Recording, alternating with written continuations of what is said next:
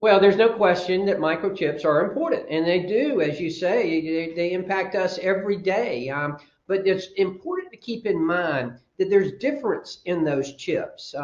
Your normal chips that you might see used in a car and something like that, those are just your normal microchips. But the advanced microchip chips are where we really are behind. We're doing fine with the microchips. Now we need to continue to invest, and right now, the United States is the top supplier in the world. We're a little bit over 50% of the regular chips. However, the advanced chips, that's where we're falling far behind. Right now, Taiwan is producing and manufacturing about 90% of that.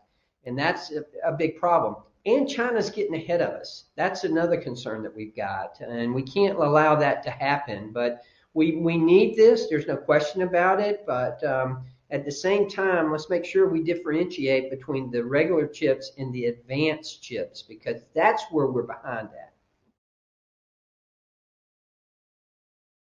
Well, right now as I say, with the regular chips, we're the world's leader. But we need to continue to invest, and we're not gonna. We're kind of stagnant right now. We're gonna fall behind if we don't invest more. Now, there is a lot of investment going around right now in the United States. A lot of companies are looking to invest, but we need to continue that. The advanced chips we're behind, as I mentioned before. So it's important that this bill is important in the sense that we need to address the situation. Unfortunately, this is a missed opportunity. We missed an opportunity with the China Competes Act. We pulled the chips part of it out, but we had an opportunity here to really do something significant, and that's why it's so disappointing.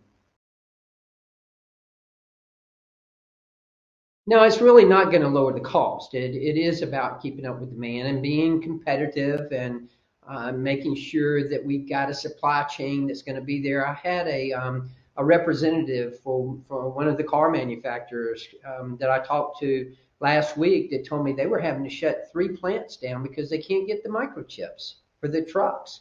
And that's a real problem. We got supply chain issues. There's no question about that. And we need to make sure that we've got that supply chain in place and that manufacturing is taking place here in America. Well, it would create a lot of jobs. There's no question about that. However, let's keep in mind now, you know, in the federal government, we have a tendency to do emergency funding.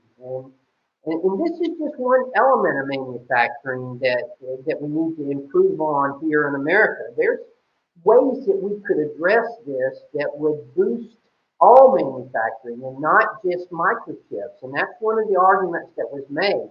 Also, the fact that we're talking about billions of dollars. We've heard anywhere from 60 to 70 billion dollars in new mandatory spending. So where's that money going to come from? New mandatory spending.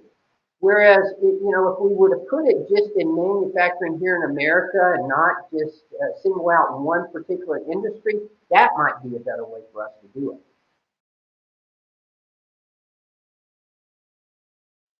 It is a big spend, and that's a good question. Again, here we are, $30 trillion in debt, and we're going to add 60 to 70 billion dollars in mandatory spending. That is a good question, and that led a lot of our members, of the Republican members, to vote against it because it's not identified where the spending is coming from, and there are a lot of people who feel like this is going to happen anyway. The private sector is going to do this now.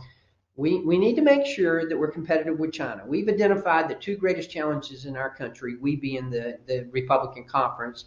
The two greatest challenges is being China and our debt. And here we were trying to address one of our major challenges by increasing another one, trying to address China by increasing our debt. That's a dilemma right there. And that's what we're dealing with.